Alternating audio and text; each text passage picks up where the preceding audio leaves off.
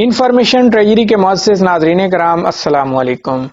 ناظرین کرام، آج میں آپ کو ایک ایسے انسان کی زندگی کے بارے میں کچھ بتانے جا رہا ہوں جس نے نہ صرف اپنی بلکہ بہت سے لوگوں کی زندگیاں بدل کر رکھ دیں۔ اس شخص کا نام ہے آفتاب اقبال۔ پاکستان کے نامور شاعر، کالم اور مزار نگار ظفر اقبال کے گھر 9 ستمبر 1961 کو پنجاب کے ایک شہر اکاڑا میں پیدا ہوئے۔ آپ کا تعلق ارائیں فیملی سے ہے۔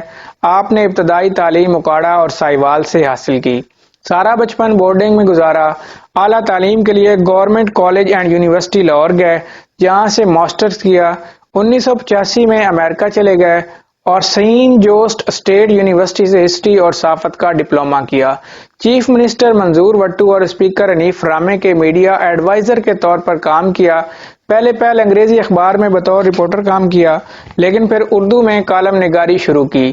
اس کی وجہ بتاتے ہوئے آفتاب اقبال نے کہا کہ چونکہ انگریزی کے پڑھنے والے ہمارے ملک میں بہت کم ہیں، اس لیے انہوں نے اپنے خیالات کے اظہار کے لیے اردو زبان کا انتخاب کیا۔ سن 2008 میں دنیا نیوز کو جوائن کیا اور منفرد انداز میں ایک پروگرام کا آغاز کیا جس کا نام حسب حال تھا۔ 2 سال تک کامیاب انداز میں چلانے کے بعد دنیا نیوز کو خیرباد کہا اور جیو نیوز کو جوائن کیا اور خبرناک کے نام سے ایک پروگرام کی میزبانی کی جس نے آپ کو شہرت کی بلندیوں تک پہنچا دیا۔ بعد ازاں کچھ ذاتی وجوہات کے باعث جیو نیوز کو چھوڑ کر سن 2015 میں ایکسپریس نیوز کو جوائن کیا اور خبردار کے نام سے ایک پروگرام کی میزبانی کا آغاز کیا۔ اس کے ساتھ ساتھ 92 نیوز پر ایک پروگرام حماقتیں بھی جاری کیا۔ آفتاب اقبال لاہور کے علاقہ شادمان میں رہائش پذیر ہیں اور اس کے علاوہ ایک بہترین فارم ہاؤس بیدیاں روڈ پر بنا رکھا ہے۔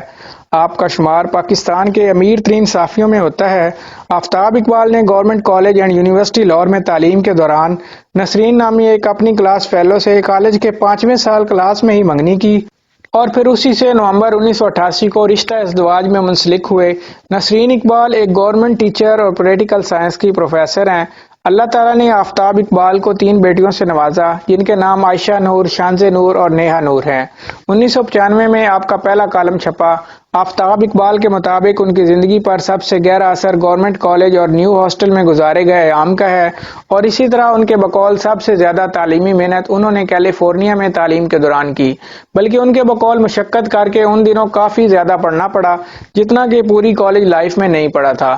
ایک بار سوال کیا گیا کہ آپ کو خوبصورت چہرے پسند ہیں تو جواب دیا کہ خوش شکل لوگوں کو میں نے ہمیشہ اپریشیٹ کیا ہے اور خوبصورت چہرے، خاص طور پر خوبصورت نسوانی چہرے مجھے ہمیشہ فیسینیٹ کرتے ہیں اور انشاءاللہ کرتے رہیں گے۔ سوال ہوا عشق کیے ہیں؟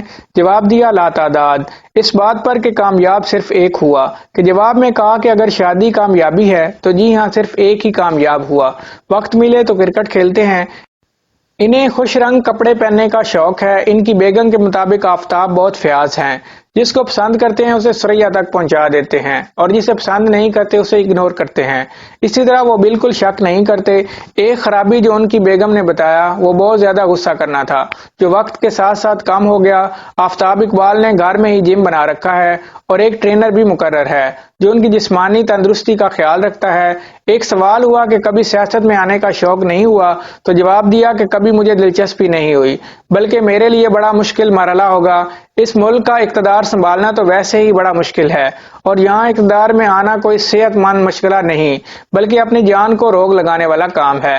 میں تو ہمیشہ اپنے شو میں بھی کہتا ہوں اور بارہا کہہ چکا ہوں کہ اس دور میں اقتدار کی خواہش کرنے والا یا تو پاگل ہے یا چور۔ آفتاب اقبال اپنے اسکول و کالج لائف کا ذکر کرتے ہوئے کہتے ہیں کہ میں اسکول یا کالج میں اچھا اسٹوڈنٹ نہیں تھا۔ آفتاب اقبال پریز کسی چیز سے نہیں کرتے لیکن دیسی گھی سے بنا پراٹھا کھانے سے ڈرتے ہیں۔ ان کے بقول یہ اس دن کھانا چاہیے جس دن اور کوئی کام نہ ہو اور پھر آپ کا اصل کام اس کو ہضم کرنا ہو۔ آفتاب اقبال کے مشاغل لکھنا، پڑھنا اور سوچنا ہے۔ آفتاب اقبال کی زندگی کے مختلف پہلو میں ایک شکار کھیلنا ہے۔ ان کے مطابق اچھے شکاری وہ ہیں جو سکیٹ ساتھ رکھتے ہیں، کیونکہ ضروری نہیں کہ ہر بار شکار کے دوران شکار آپ کے سامنے ہو۔ کئی بار بغیر کوئی فائر کیے سارا دن گزر جاتا ہے۔ نشانہ بازی آپ کا بچپن سے شوق ہے اور آپ کے خاندان میں بڑے ماہر نشانہ باز گزرے ہیں۔ आफताब साहब के बकौल उन्होंने सिर्फ आज तक परिंदों को शिकार किया है, किसी जानवर को नहीं मारा। आफताब इकबाल की मंजिली बेटी शानज़े भी निशानाबाजी में महारत रखती है। आफताब इकबाल एक बेखौफ इंसान है। जब उनसे पूछा गया कि आप अपने प्रोग्राम में बराह रास्त हुकूमत और अपोजिशन को तनकीद का निशाना बनाते हैं और उनके मशवरे भी देते हैं, तो क्या आपको डर नहीं लगता? तो आपने जवाब में कहा, दो चीजें हैं जो इंसान को इंसान के लेवल से नीचे ले जाती हैं, एक लालच और दूसरा खौफ। अल्लाह के फजलो करम से मेरे यहाँ ना लालच का गुजर है और ना खौफ का।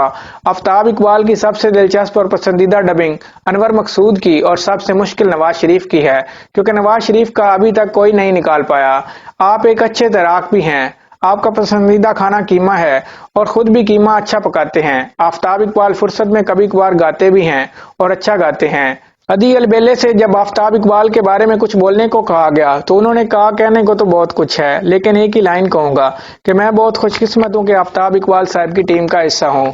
इसी तरह सलीम अलबेले ने कहा, अगर मुश्किल मैच जीतने हों तो आफताब इकबाल जैसा कप्तान जरूरी है। रूबी अनम ने कहा, मैंने आफताब इकबाल से अल्लाह पर तवक्कुल करना सीखा। आगा माजिद कहते हैं कि मैंने 2-2.5 साल में जो कुछ खबरनाक में सीखा है, मुझे लगता है कि मैंने अपने पिछले 18 साल जाया कर दिए। इसी तरह अली मीर ने कहा, मुझे इनके साथ काम करके सबसे अच्छी बात यह लगी है कि इन्हें काम की समझ है। गर्ज ये कि आफताब इकबाल की टीम का हर फर्द उनकी खूबियों का मोतरिफ है। आज की वीडियो में बस इतना ही था। क्या आप लोग आफताब इकबाल साहब के प्रोग्राम्स देखते हैं? अगर हाँ तो मुझे कमेंट्स में जरूर बताएं। अगर वीडियो पसंद आई हो तो उसे लाइक और शेयर करें, और अगर अभी तक आपने हमारे चैनल को सब्सक्राइब नहीं किया तो जल्दी से सब्सक्राइब करें और बेल आइकन को भी प्रेस करें। Thank you.